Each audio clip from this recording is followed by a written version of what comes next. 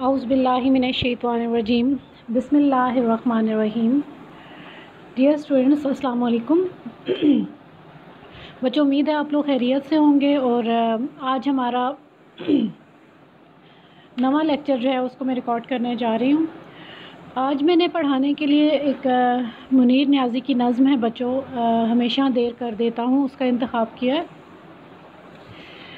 آپ لوگ آ جائیں اس کے تعارف پہ.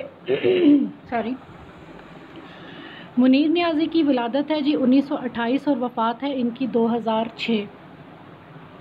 منیر احمد خان نیازی ضلع ہوشیارپور مشرقی پنجاب کے گاؤں خانپور میں پیدا ہوئے. انہوں نے ابتدائی تعلیم خانپور ہی میں حاصل کی. قیام پاکستان کے بعد ان کا خاندان ہجرت کر کے پاکستان آیا اور ساہیوال میں رہائش اختیار کی. بھاولپور سے انٹرمیڈیٹ کرنے کے بعد منیر نیازی نے دیال سنگھ کالج لاہور سے BA کیا. انہوں نے 7 رنگ کے نام سے ایک ہفتہ وار رسالہ جاری کیا. اس کے علاوہ وہ مختلف اخبارات، رسائل اور ریڈیو پاکستان سے بھی منسلک رہے، جبکہ فلموں کے لیے بھی شاعری کرتے رہے. منیر نیازی کی شناخت کے لیے ایک ہی لفظ کافی ہے اور وہ ہے تحیر. تحیر کہتے ہیں حیرت کو. نئی چیز دیکھ کے کائنات میں نئے جذبوں سے آشنا ہو کے بندہ جب حیران رہ جاتا ہے تو ان کو کس کا شاعر کہا جاتا ہے؟ ان کو تحیر کا شاعر کہا جاتا ہے. وہ نامعلوم کیفیات کا سراغ لگانا جانتے ہیں. انسان کے اندر ہزاروں کیفیات اور بے شمار کیفیات انسان کے اندر موجود ہوتی ہیں، اور کبھی کبھی ہم پہ جو کیفیت طاری ہوتی ہے ہمیں اس کا پتہ بھی نہیں ہوتا کہ کون سی کیفیت ہے. تو یہ نامعلوم کیفیات جو انسان کی شخصیت پر طاری ہوتی ہیں، آپ ان کو تلاش کرنا چاہتے ہیں اور جانی پہچانی اشیاء کو اپنی شاعرانہ حسیات سے ایک نیا رخ دیتے ہیں. منیر کی شاعری محض خلا میں پروان نہیں چڑھی، بلکہ اپنے عہد کی ترجمانی کرتی ہے، اپنے زمانے کے حالات کو بیان کرتی دکھائی دیتی ہے. وہ نئے رموز اور علامات کے ساتھ ہمارے سامنے آتے ہیں. ان کی شاعری کے رمز اور اشارے جو ہیں وہ نئے ہیں، نئی علامتیں جو ہیں انہوں نے استعمال کی ہیں. ان کی شاعری میں والہانہ سرشاری کا عنصر بھی پایا جاتا ہے. بے ساختہ خوشی دکھائی دیتی ہے ان کی شاعری میں. وہ اپنے ڈھنگ کے ایک الگ شاعر ہیں، وہ اپنے انداز کے ایک مختلف اور الگ شاعر ہیں جو گھسی پٹی راہوں سے دور کھڑے نظر آتے ہیں. ان کا لہجہ عام اسلوب سے اتنا مختلف ہے کہ ان کی شناخت آسانی سے ہو سکتی ہے. عام لوگوں کا جو انداز ہے اس سے آپ کا لہجہ، آپ کا انداز بہت مختلف ہے. ان کی ادبی خدمات کے صلے میں حکومت پاکستان کی جانب سے انہیں کمال فن اور ستارہ امتیاز سے بھی نوازا گیا. تو مجموعہ ہائے کلام ہے ان کے تیز ہوا اور تنہا پھول، جنگل میں دھنک، دشمنوں کے درمیان شام، 6 رنگین دروازے وغیرہ. تو نظم پہ آ جاتے ہیں. نظم ہمیشہ دیر کر دیتا ہوں، بہت ان کی معروف نظم ہے. بہت سے بچوں نے آپ لوگوں میں سے پڑھی بھی ہوگی. یہ نظم مختصر ہے لیکن بہت خوبصورت نظم ہے. اس نظم میں شاعر کی ایک جذباتی کیفیت کا اظہار ملتا ہے. تو مختلف کیفیات ہوتی ہیں انسان کے اندر جو کہ انسان پر حاوی ہو جاتی ہیں. تو یہاں بھی ایک ایسی کیفیت ہے جو شاعر پہ طاری ہے، اور کچھ ایسی کیفیت ہے جس میں کچھ نامکمل کاموں کی خلش اور کسک محسوس کی جا سکتی ہے. تو ایسی کیفیت طاری ہوگی ہے کہ کچھ کام شاعر بر وقت مکمل نہیں کر سکے، کچھ جذبے بر وقت دوسروں تک پہنچا نہیں سکے، کوئی تعلق وقت پہ جوڑ نہیں سکے، اور ان کی خلش ہے، ان کا دکھ ہے، ان کا پچھتاوا ہے. کبھی کبھی ہم نہ چاہتے ہوئے بھی زندگی میں کچھ کام کرنے اور اپنے دلی جذبات دوسروں تک پہنچانے میں دیر کر دیتے ہیں، اور اپنی کسی مصروفیت، حجاب یا سستی کی وجہ سے اس کام کو اس کے اصل وقت پر سر انجام نہیں دے پاتے، اور پھر بہت دیر ہو جاتی ہے. بعد میں پچھتاوا اور خلش ہی محسوس ہوتی ہے. تو کچھ ایسی کیفیت شاعر کی بھی ہے کہ کچھ کام تھے، کچھ جذبے تھے جو بر وقت دوسروں تک پہنچانے تھے، ان کا اظہار کرنا تھا، لیکن شاعر نے سستی کر دی، شاعر نے دیر کر دی، اور اب اس دیر کا احساس ہو رہا ہے، وہ کسک اور وہ خلش اور وہ کمی محسوس ہو رہی ہے۔ تو کہتا ہے جی کہ پہلے نظم کی شروعات کرتے ہیں، پہلے بند پہ آ جائیے۔ ہمیشہ دیر کر دیتا ہوں میں ہر کام کرنے میں، ضروری بات کرنی ہو کوئی وعدہ نبھانا ہو، اسے آواز دینی ہو اسے واپس بلانا ہو، ہمیشہ دیر کر دیتا ہوں۔ مدد کرنی ہو اس کی یار کی ڈھارس بندھانا ہو، بہت دیرینہ رستوں پر کسی سے ملنے جانا ہو، ہمیشہ دیر کر دیتا ہوں۔ بدلتے موسموں کی سیر میں دل کو لگانا ہو، کسی کو یاد رکھنا ہو کسی کو بھول جانا ہو، ہمیشہ دیر کر دیتا ہوں۔ کسی کو موت سے پہلے کسی غم سے بچانا ہو، حقیقت اور تھی کچھ اس کو جا کر یہ بتانا ہو، ہمیشہ دیر کر دیتا ہوں۔ سات سیار سے یہ نظم جو ہے وہ لی گئی ہے۔ تو کہتے ہیں جی کہ ہمیشہ دیر کر دیتا ہوں میں ہر کام کرنے میں، ضروری بات کرنی ہو کوئی وعدہ نبھانا ہو۔ تو شاعر کہتے ہیں اپنی اس کیفیت کا اظہار کرتے ہیں جو کہ ان پہ طاری ہے، ایک نفسیاتی کیفیت ہے۔ کہتے ہیں کہ مجھ میں ایک کمی ہے، ایک خامی ہے کہ میں اپنے جذبات اور احساسات کو مقررہ اور عین وقت پر دوسروں تک نہیں پہنچا پاتا۔ بعد میں سوائے پچھتاوے کے کسک کے ایک خلش کے میرے ہاتھ کچھ نہیں آتا۔ کچھ ضروری باتیں ہوتی ہیں، ان کے کرنے کا ایک مخصوص معین وقت ہوتا ہے، ایک خاص وقت ہوتا ہے۔ جو وعدے کیے جاتے ہیں ان کو نبھانے کا بھی ایک خاص وقت ہوتا ہے۔ کچھ لوگ زندگی میں سے چلے جاتے ہیں، ان کو واپس بلانے کا بھی ایک خاص وقت ہوتا ہے، اور اگر یہ تمام کام ہم اپنے اس مخصوص وقت پر نہ کر پائیں تو پھر کیا ہو جاتی ہے، دیر ہو جاتی ہے۔ تو شاعر جو ہیں اپنی اس کیفیت کے اظہار کے لیے جو ہے وہ انہوں نے ایک زبانی انسانی نفسیات کا جو ہے وہ ایک نقشہ کھینچا ہے۔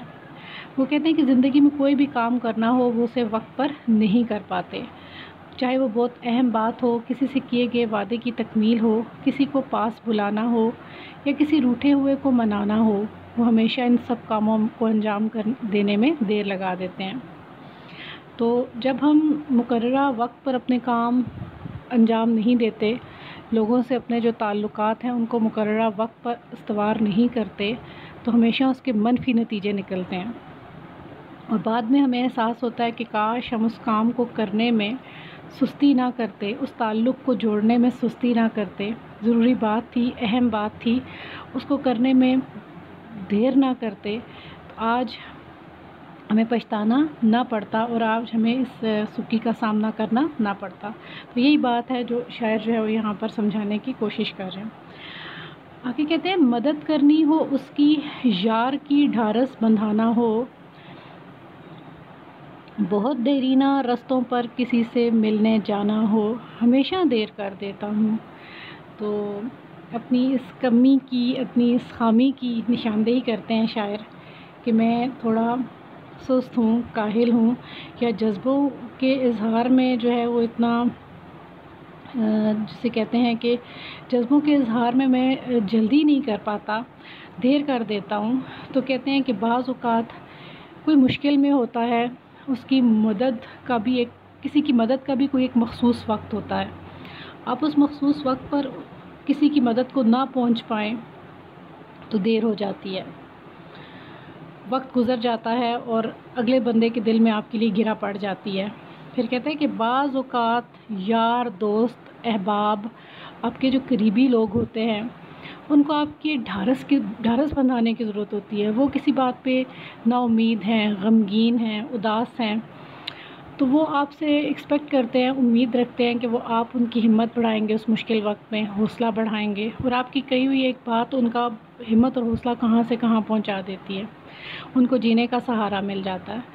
لیکن کہتے ہیں کہ مجھ میں یہ کمی ہے، یہ خامی ہے کہ مناسب وقت پر میں یار دوستوں کی ہمت، حوصلہ اور تسلی بھی نہیں کروا پاتا جب انہیں میری ضرورت ہوتی ہے۔ بہت دیرینہ رستوں پر کسی سے ملنے جانا ہو تو بعض اوقات دیرینہ کہتے ہیں قدیم رستے، قدیم تعلق، قدیم پرانی جسے کہتے ہیں رشتے۔ بعض اوقات ہمیں پرانے تعلقات اور رشتوں کو نبھانے کے لیے واپس مڑنا پڑتا ہے، ان تعلقات کو جوڑنا پڑتا ہے، لیکن اگر ہم دیر کر دیں تو وہ رشتے، وہ پرانے تعلق، وہ دوستیاں جو ہیں وہ ختم ہو جایا کرتی ہیں۔ تو کہتے ہیں کہ میں شاعر اس چیز کو بھی اس بات کو بھی مانتے ہیں کہ میں بعض اوقات قدیم دوستوں، رشتوں اور تعلقات کو بھی نبھا نہیں پاتا اور دیر کر دیتا ہوں، اور وہ لوگ مجھ سے جو ہے وہ خفا ہو جاتے ہیں، ناراض ہو جاتے ہیں، تعلقات میرے ختم ہو جاتے ہیں۔ بدلتے موسموں کی سیر میں دل کو لگانا ہو، کسی کو یاد رکھنا ہو، کسی کو بھول جانا ہو، ہمیشہ دیر کر دیتا ہوں۔ موسم بدلتے ہیں، وقت بدلتا ہے، کیفیتیں بدلتی ہیں، اور ہر کام کو زندگی میں اس سے لطف اٹھانے کا ایک مخصوص معین مقرر وقت ہوتا ہے۔ آپ اگر اس وقت پہ اس کام کو نہ کر پائیں تو اس کا لطف اور مزہ ختم ہو جاتا ہے۔ تو جب موسم بدلتے ہیں، نئی نئی رتیں بدلتی ہیں، تو وہ ایک بہت حسین وقت ہوتا ہے۔ آپ اس سے اگر لطف اندوز نہیں ہو سکتے، اس میں سیر نہیں کر سکتے، اس وقت کو اس سے لطف اندوز نہیں ہو سکتے، تو پھر دیر ہو جاتی ہے۔ بعض لوگ ایسے ہوتے ہیں کہ جن کو دل سے لگا کے رکھا جاتا ہے، ان کی یادوں کو ہمیشہ محفوظ رکھا جاتا ہے اپنے سینے میں، اور بعض یادیں اتنی تکلیف دہ اور تلخ ہوتی ہیں کہ ان کو بھول جانا ہی بہتر ہوتا ہے۔ تو شاعر اس بات کا بھی اقرار کرتے ہیں کہ میں اس کام میں بھی دیر کر دیتا ہوں، یاد رکھنے والے لوگوں کو بھی وقت پہ یاد نہیں رکھتا، اور بھول جانے والے لوگوں کو بھی وقت پہ نہیں بھول پاتا، ہمیشہ ہی دیر کر دیتا ہوں۔ کسی کو موت سے پہلے کسی غم سے بچانا ہو، حقیقت اور تھی کچھ، اس کو جا کر یہ بتانا ہو، ہمیشہ دیر کر دیتا ہوں۔ آخری بند بہت اہم ہے کہ کچھ لوگ جو ہوتے ہیں وہ انتہائی جسے کہتے ہیں کہ انتہائی گہرا جذباتی رشتہ ہوتا ہے، اور قریب المرگ لوگ جو ہیں وہ بہت اذیت اور کرب میں ہوتے ہیں، اور شاید ان کے سینے میں کوئی بات ہو، ان کے دل میں کوئی بات ہو جو ان کو ہماری وجہ سے تکلیف دے رہی ہو، اور ہم بر وقت پہنچ کے اپنی صفائی نہ پیش کر سکیں، ان کو اصل حقیقت نہ بتا سکیں، تو یہ بھی ایک بہت بڑا المیہ اور بہت تکلیف دہ بات ہے اس مرنے والے بندے کے لیے، کہ جو مرتے ہوئے بھی وہ درد اور کرب اور وہ تکلیف جو ہے وہ سینے میں لے کر جاتا ہے۔